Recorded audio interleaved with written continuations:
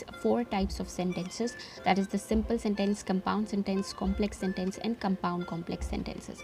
और आपके पास sentences की ये चारों की चारों टाइप्स ऑफ क्लॉजेस पे बेस कर रही होती हैं, सब टाइप्स ऑफ क्लॉजेस पे डिपेंड कर रही होती हैं. सो इससे पहले कि हम सेंटेंसेस की टाइप्स को स्टडी करें, हम क्लॉजेस की टाइप्स को स्टडी करते हैं, जो कि बेसिकली आपकी 2 मेन तरह की आपके टाइप्स ऑफ क्लॉजेस होते हैं. दैट इज़ द मेन और इंडिपेंडेंट क्लॉजेस एंड सबऑर्डिनेट और डिपेंडेंट क्लॉजेस. ये 2 नेम्स आपके इंटरचेंजेबली यूज़ होते हैं. So you have to remember this throughout the video. Main और इंडिपेंडेंट क्लॉजेस, सबऑर्डिनेट और डिपेंडेंट क्लॉजेस. सो हमारे पास सेंटेंसेस की सारी टाइप्स डिपेंड करती हैं टाइप्स ऑफ क्लॉजेस पे और उनके कॉम्बिनेशंस पे. कॉम्बिनेशंस का मुराद ये है कि आपका दोनों टाइप्स ऑफ क्लॉजेस किस तरह से यूज़ हो रहे हैं, कितनी क्वांटिटी में एक दूसरे के साथ यूज़ हो रहे हैं, सिर्फ एक यूज़ हो रहा है या दूसरा, and that will be elaborated further in the video इंशाल्लाह. Okay, so we are going with the first type of clause which is the main or independent clauses. ये आपको सेंटेंस में एक कंप्लीट इंडिपेंडेंट थॉट कन्वे करती हैं. Complete independent thought का मतलब ये है कि जब हम इनको यूज़ करते हैं ये अपना एक कंप्लीट मीनिंग डिफ़ाइन कर रही होती हैं. इनको अपना मीनिंग कंप्लीट करने के लिए किसी और एडिशनल फीचर की नीड नहीं होती. सेकेंडली, ये आपके पास क्लॉजेज़ हैं तो फाइनाइट वर्ब तो आपके पास एग्जिस्ट करेगा ही, क्योंकि लास्ट वीडियो में हमने पढ़ा था कि क्लॉजेज़ में हमेशा एक या एक से ज़्यादा फाइनाइट वर्ब्स पाए जाते हैं. तो since it is a clause it will comprise of the finite verb. Thirdly, obviously ये अपना पूरा मीनिंग कन्वे कर रहा है, इसमें एक फाइनाइट वर्ब भी है, तो it can stand alone as a sentence.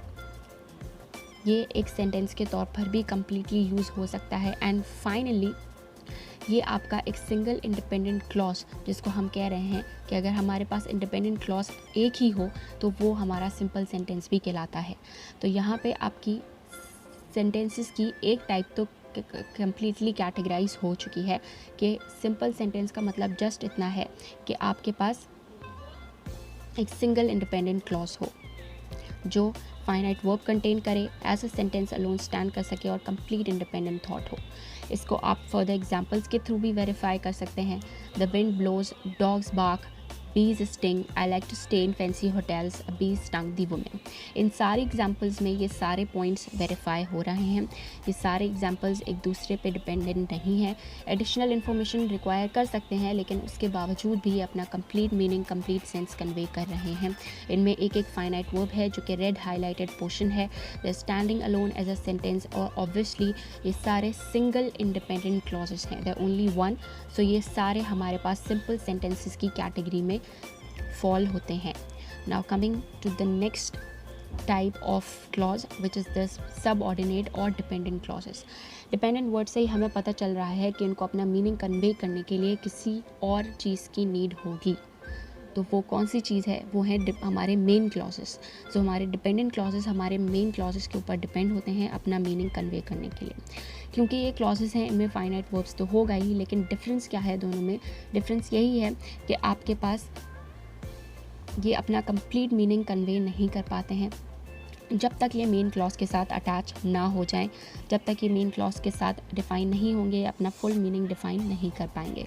और क्योंकि हमें इनको अटैच करना है मेन क्लॉज के साथ, ऑब्वियसली हमें कॉमा या फिर लिंकिंग वर्ड्स की नीड पड़ेगी. वो लिंकिंग वर्ड्स या तो आपके एडजेक्टिव्स हो सकते हैं, एडवर्ब्स हो सकते हैं, और कंजंक्शंस भी हो सकते हैं, जिसके थ्रू आप मेन क्लॉज को अपने डिपेंडेंट क्लॉज से लिंक करेंगे. ये एग्जाम्पल्स आप देख सकते हैं. Whenever I travel, whom we met on the plane, whom you met in the shop. ये सारे एग्जाम्पल्स आपके पास इनकम्प्लीट मीनिंग कन्वे कर रही हैं और आपको फुल सेंटेंस का स्ट्रक्चर अभी पता नहीं चल रहा है अनलेस हम इनको मेन क्लॉज के साथ जोड़ते. Whenever I travel, I like to stay in fancy hotels. अब ये अपना फुल मीनिंग कन्वे कर रही है और हमें पता चल रहा है कि हमारी बात कहाँ से शुरू हो रही है और कहाँ ख़त्म हो रही है.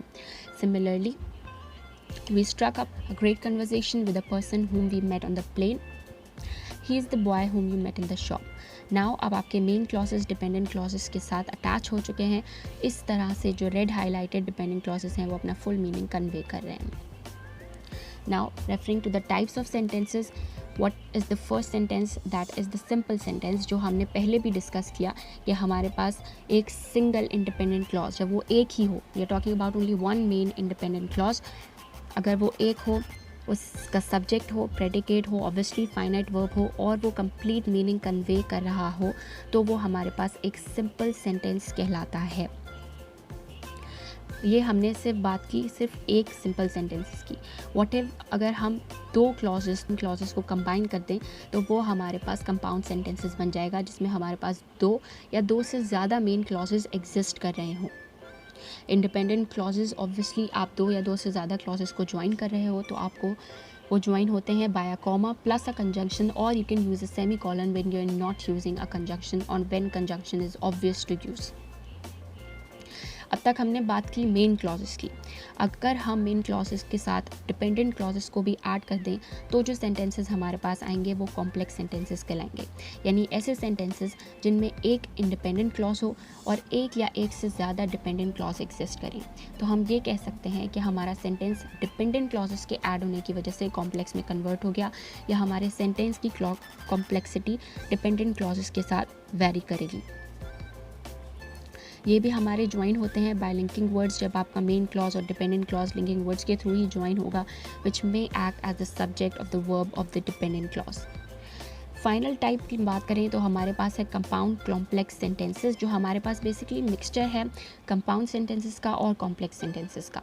कॉम्बिनेशन कैसे है, क्योंकि कंपाउंड सेंटेंसेस में हमारे पास दो या दो से ज़्यादा मेन क्लॉजेस होते हैं, तो हमारे पास पहली शर्त तो यह है कि दो या दो से ज़्यादा इंडिपेंडेंट क्लॉजेस होंगे, और क्योंकि कॉम्प्लेक्स भी लग रहा है तो हमारी दूसरी शर्त यह है कि एक या एक से ज़्यादा हमारे पास डिपेंडेंट क्लॉजेस भी एग्जिस्ट करेंगे, तो हमारे पास जो सेंटेंस फॉर्म होगा वो हमारे पास कंपाउंड कॉम्प्लेक्स सेंटेंसेस कहलाएंगे। आई वुड सजेस्ट यू कि आप इस वीडियो का पार्ट भी देखें, जिसमें हमने टाइप्स ऑफ सेंटेंसेस को थ्रू एग्जांपल्स के थ्रू हमने अच्छी तरह से उसको वेरीफाई किया है, उसको स्टडी किया है, और लास्ट में एक एग्जाम्पल एक्टिविटी भी शेयर की है, जिसके थ्रू आप इजीली आइडेंटिफाई कर सकते हैं आपकी सेंटेंसेस की टाइप्स को। तब तक के लिए stay tuned and don't forget to subscribe the channel if you like this video. Take care. Allah Hafiz.